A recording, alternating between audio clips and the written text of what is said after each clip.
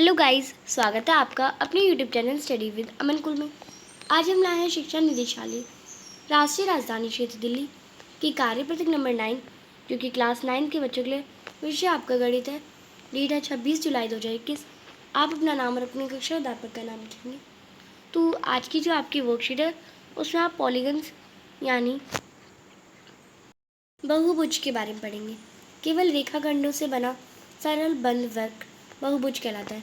यानी जो रेखाखंड होते हैं, हमारे जो रेखाखंड होते हैं उनसे बना हुआ कोई भी एक सरल बंद एक वक्र जो बंद हो यानी उसको कहीं से खुला ना हो, उसे हम बहुभुज कहते हैं।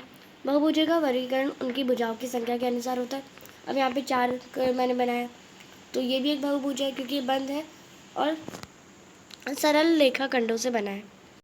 तो ये 4 का बन गया तो ये चतुर्भुज हो जाएगा, 3 का बन जाए तो त्रिभुज हो जाएगा।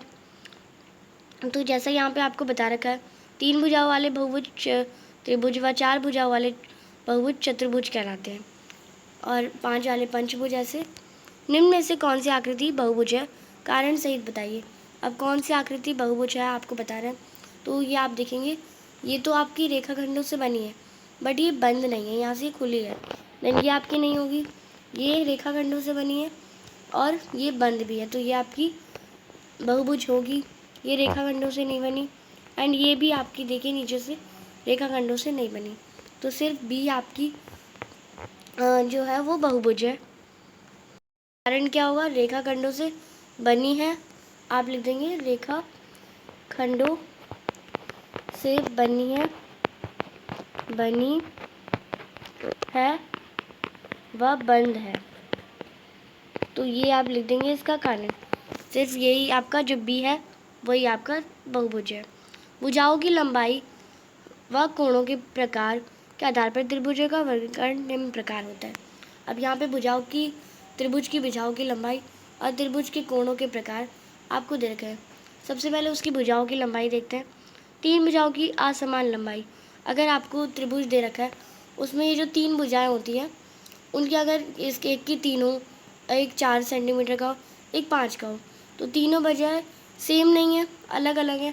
अगर तीनों अलग अलग हो, असमान हो, तो वो विषम बाहु त्रिभुज कहलाता है। और अगर 2 भुजाएं, अगर यहाँ पे हमने एक और ट्रायंगल बनाया, इसमें ये 3 का है, ये भी 3 का है, पर ये 5 का है। ये 3 सेंटीमीटर का है, ये 3 सेंटीमीटर का है, पर ये 5 सेंटीमीटर का है। 2 भुजाओं की समान लंबाई, यहाँ पे आप देखेंगे 2 भुजाएं जो हैं उनकी लंबाई है वो समान है, वो समद्विबाहु त्रिभुज में आते हैं। फिर जो तीसरा है वो तीनों भुजाओं की समान लंबाई। अब एक और ट्रायंगल होता है जिसकी जो तीनों भुजाएं होती है वो समान होती है, ये भी 3 है, ये भी 3 है, ये भी 3 है, तो ये हमारा समबाहु त्रिभुज कहलाता है। फिर अब हम इसके कोणों पे देखते हैं। त्रिभुज के कोणों के प्रकार हैं।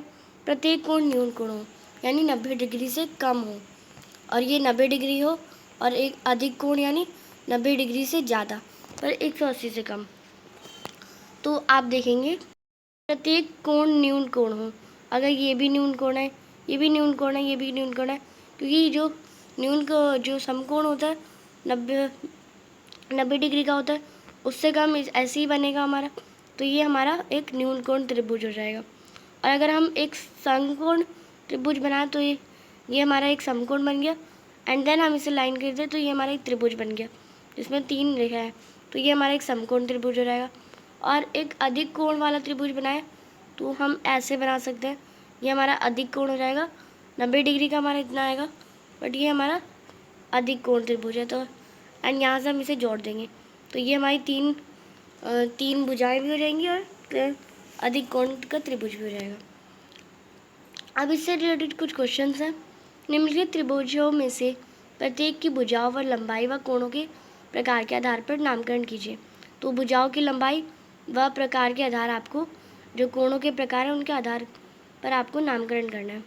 तो सबसे पहले आप देखेंगे यहाँ पे राइट एंगल ट्रायंगल, यानी आपका यहाँ पे समकोण त्रिभुज बन रहा है।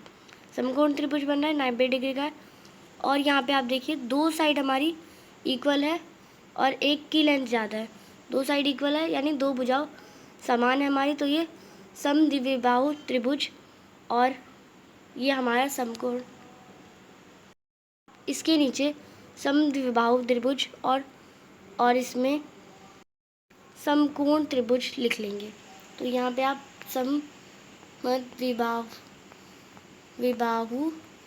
त्रिभुज और समकोण त्रिभुज लिख लेंगे। फर्स्ट में समद्विबाहु एंड देन समकोण त्रिभुज। सेकंड जो है बी है, इसमें आप देखिए तीनों जो साइड है वो अलग अलग, तीनों जो भुजाएं वो अलग अलग है यानी असमान है। तो ये हमारा विषम बाहु त्रिभुज हो जाएगा। और यहाँ पे आप देखिए जो 90 डिग्री का एंगल होता है वो इतने का बनता है, पर ये 90 डिग्री से ज़्यादा यानी ये अधिक कोण हो जाएगा।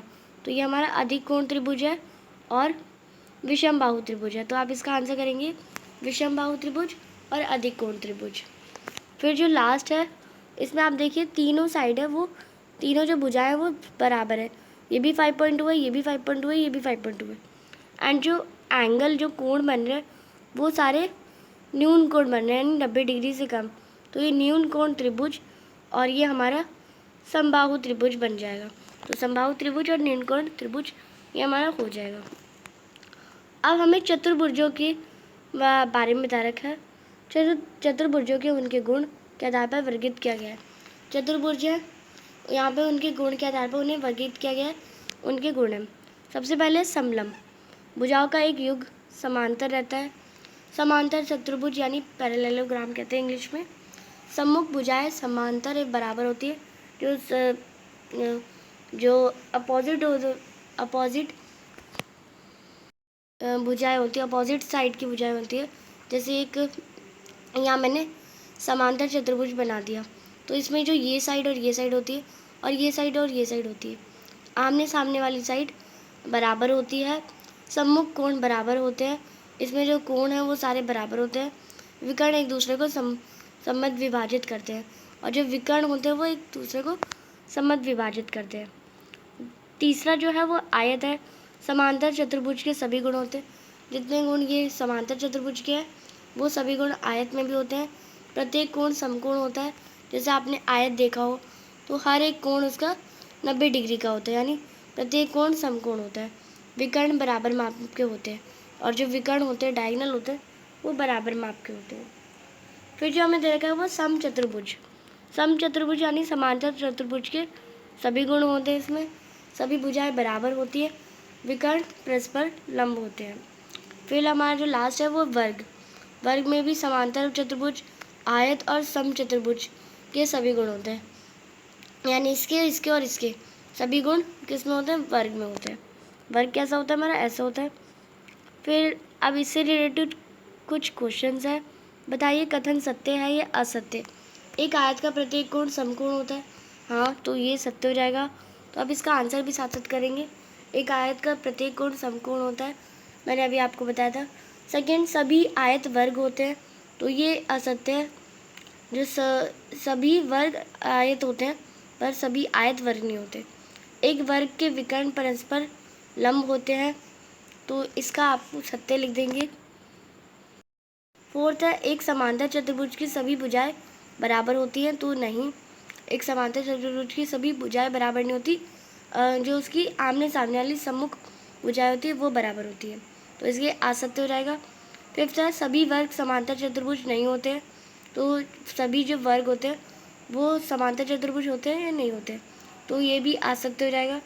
सिक्स्थ है, सभी आयत समांतर चतुर्भुज होते हैं, तो सत्य ये होते हैं, पर पहले वाले में जो पांचवा है उसमें नहीं होते बोला है, पर वो होते हैं, तो वो असत्य हो जाएगा। सिक्स्थ हमारा सत्य हो जाएगा। तो ये थी आपकी आज की बहुत आसान सी वर्कशीट। आई होप आपको अच्छे से समझ आ गया होगा। अभी तक आपने मेरे चैनल को सब्सक्राइब नहीं करा है तो प्लीज़ चैनल को सब्सक्राइब कर सकते हैं और उसके बाद आने वाले बेल आइकन को प्रेस करते। ये वीडियो अच्छी लगी तो इसे लाइक करिए, दोस्तों के साथ शेयर करिए और चैनल को सब्सक्राइब ज़रूर कर लीजिएगा। हम आपके लिए इतनी मेहनत करते हैं, आप एक सब्सक्राइब तो ज़रूर कर सकते हैं। आपकी एक सब्सक्राइब से मुझे बहुत खुशी मिलती है। और आपकी सिलेबस की वीडियोस डल चुकी है, टर्म वाइज आपका सिलेबस आ गया है, न्यू चेंज है, वीडियो को ज़रूर देखिएगा। Thanks for watching, bye bye guys.